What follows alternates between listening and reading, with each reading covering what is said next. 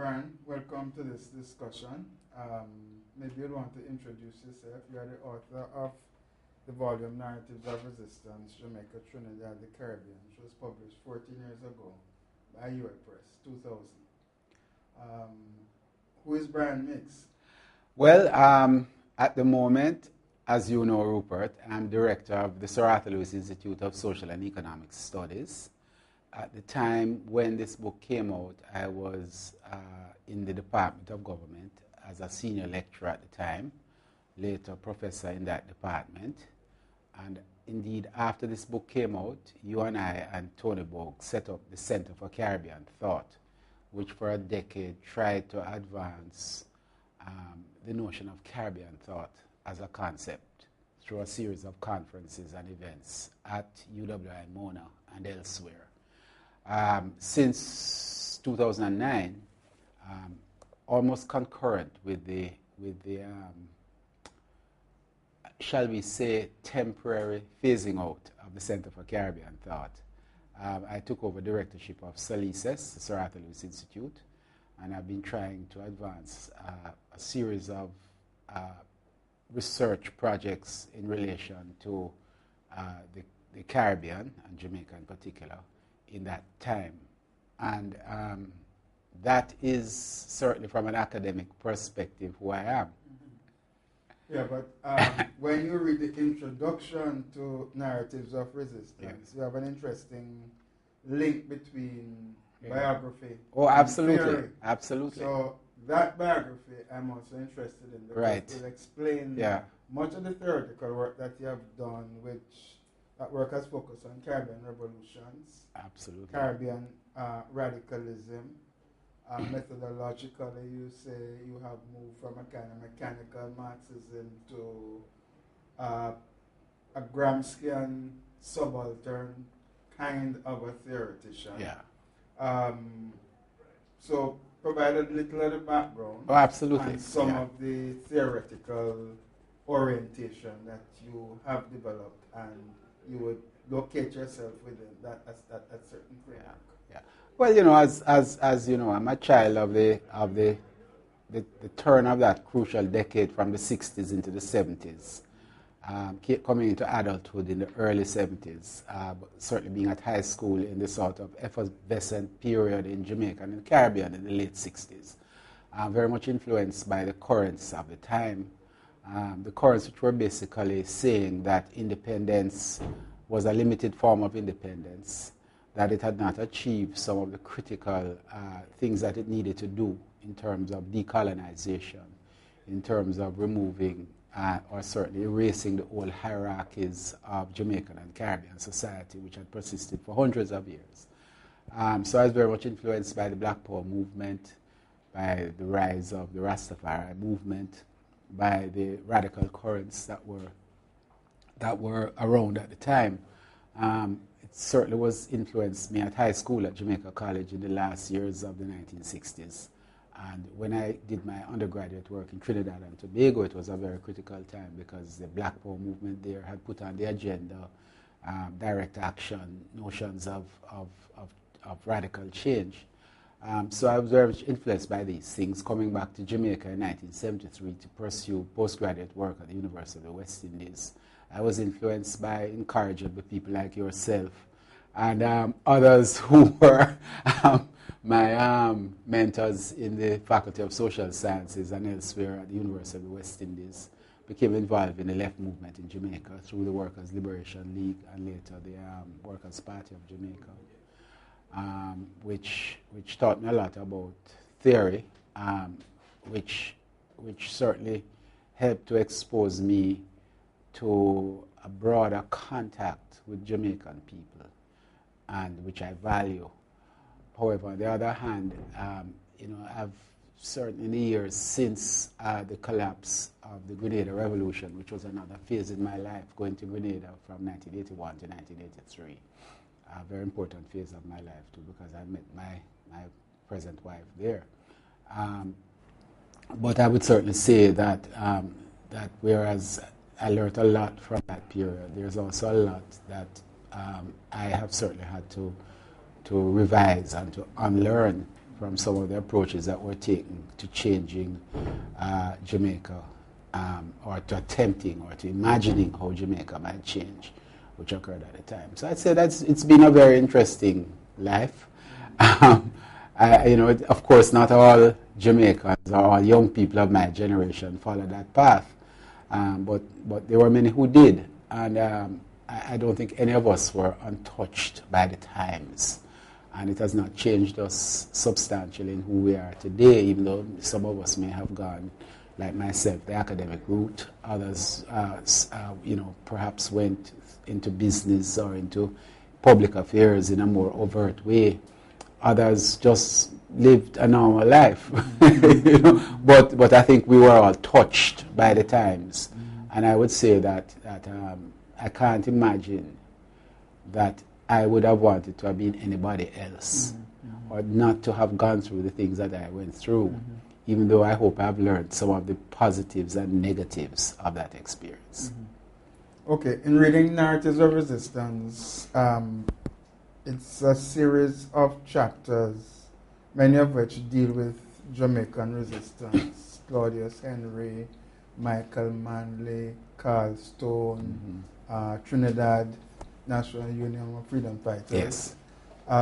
Looking at Loveless and Thelwell, their fiction, and so on. It's almost a probing for a new wave to see what are the prospects and possibilities for a new wave. By the time we reach 7 years later and you do the Envisioning Caribbean Futures, you're into more pessimistic scenarios. For example, you talk about in the closing chapter, whereas in the closing chapter in Narrative, you talk about the prospects for the Caribbean left. In the 2007 volume, we talk about the scenarios, popular renewal from below, a Porsche option, which you mentioned, but you are embodying that option with much more optimistic sentiments. And then modeling through, which is what I think we have been good at. So I wanted to ask, in reflecting on narratives of resistance, how do you see resistance today? Over the past 14 years, for that matter. Well, first of all, let me say I think you're right. I think that Envisioning is a different kind of book, Envisioning Caribbean Futures, even though with the title Envisioning, is an attempt to find what are the steps to move from a period of what I consider as relative stasis, certain economic stasis, political stasis, maybe not cultural stasis, but a period in which things seem to be stuck in a rut, which really was a period of the turn of the decade up to the time I wrote this book in the mid 2000s, as opposed to the earlier book, which is drawing on the radical period, even though that period had passed, to try to see where we could go. So there is a degree of pessimism, even though I'm still trying to find a way forward in the book you point to, the Envisioning Caribbean Futures. What is your question again? Yeah, my question basically is, how do you assess the past 14 years? Because we are now resistance, natural resistance is 2000. Yes. Envisioning Caribbean Futures is 2005. Yes. So, 2007, sorry. So that's 7 years ago. Yeah.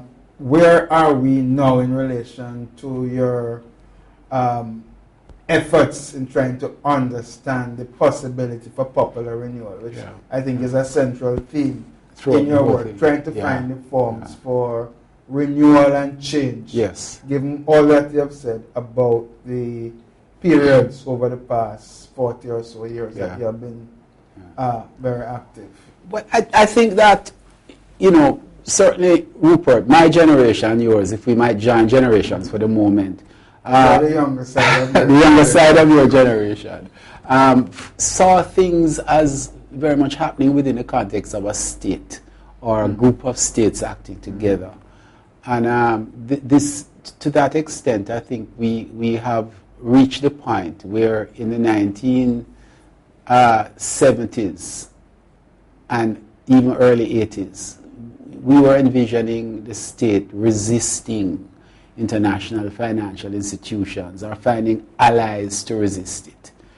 In 2014, we're at the point where many persons would argue that international financial institutions are doing us a favor by insisting that we follow a particular course, and that this is actually helping us to achieve some sort of balance in our economy. It's like if the world is upside down from the perspective of an independent sovereign state moving forward in our world.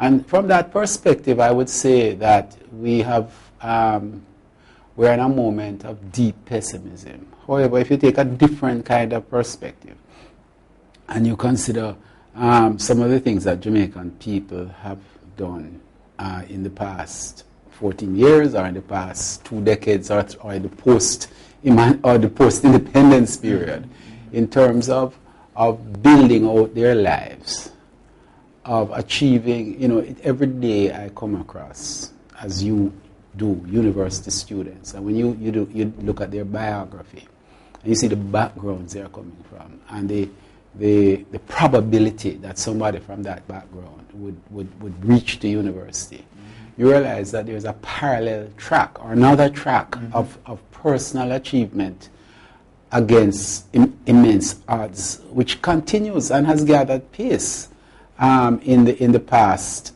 20 years or so. And of course, this track is not dependent upon the state. It works through its own networks. Some are legal, some are quasi-legal, and some perhaps are even illegal. But it's a sort of enveloping individualist strategy that sends a relative to New York or sends a relative to the University of the West Indies and then feeds back into remittances or into just simply helping up those who don't have it. So there's another thing going on which isn't captured sufficiently. And ultimately, what we're talking about is how can these people of whom we are an intimate part, the Jamaican people, the Caribbean people, how can their lives be improved and be meaningful, and how can they achieve happiness? Happiness not in a trite sense, but in the sense of well-being. All humans' lives are short, but well-being. And to the extent that some of this is being achieved without the state, then it would be foolish for us to remain only at the level of the state. And this, I think, is one avenue which is ripe for further examination. All right. Well, let me follow through. You mentioned illegality. Yes. And I want to mention Gaza. Yes. Gaza is a national and international force. And Yes. Vibes Cartel. Only yesterday I was reading on Twitter the Gaza group in Nairobi. Yes. Kenya. Kenya, yes. Another Gaza group in Zimbabwe that Jelani told me about because he just came back from Zimbabwe. Yeah. And another one in Cape Town. They're taking a Jamaican formation that's not of the state, that's against the state. So I wanted to ask you the complexity of resistance and the forms that it takes. No. If you were to follow up on your narratives of resistance today, how would you approach it? It would have to look at these phenomena. I mean, undoubtedly. I don't pretend to understand them. I certainly have not done enough work in terms of close observation or ethnography to be able to understand fully all that is going on. What is clear to me, though, is that in the absence of a statal path to success, large numbers of people have chosen other paths. That is a reality. Now, whether these paths are all consecrated with the appropriate yeses from an aging generation of radicals or people who saw change in a particular direction is neither here nor there to them. They will continue doing what they have to do. What is evident, and this was certainly evident with the Dudus events of 2010, is that there are real dangers in a path of mini states operating on the fringes of the state. Dangers having to do with arbitrary violence, arbitrary justice, notions of justice that run against all international conventions, etc. Notice the word I use again, international convention. But does this mean that they're not worth interrogating? Of course not. They have to be interrogated, and we have to understand what is happening. But I don't think it's a straightforward answer to say simply, yes, the new sites of radical change, heralding the future, are to be found in Gaza. I think that would be a mistake. Yeah, absolutely.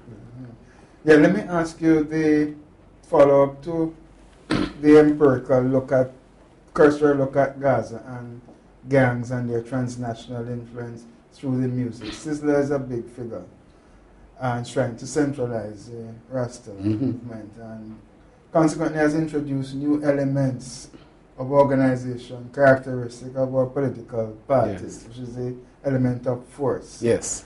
I want you to think about not so much Sizzla, but about your concept of hegemonic dissolution. Yes. How has that concept? What is that concept, first of all, and how do you think about the concept now, over a decade?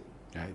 Well, I introduced the concept because I sensed that something was going on that was substantially different. I must, today of all days, remember Stuart Hall, who in many respects influenced me, both before I came up with the concept and after, when I read him again and realized that we were in trying to understand a particular moment in a particular place.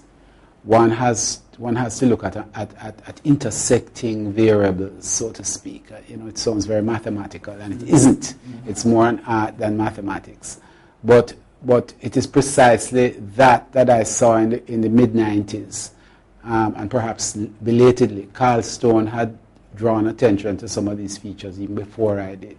But that there was a breakdown of an old understanding in Jamaica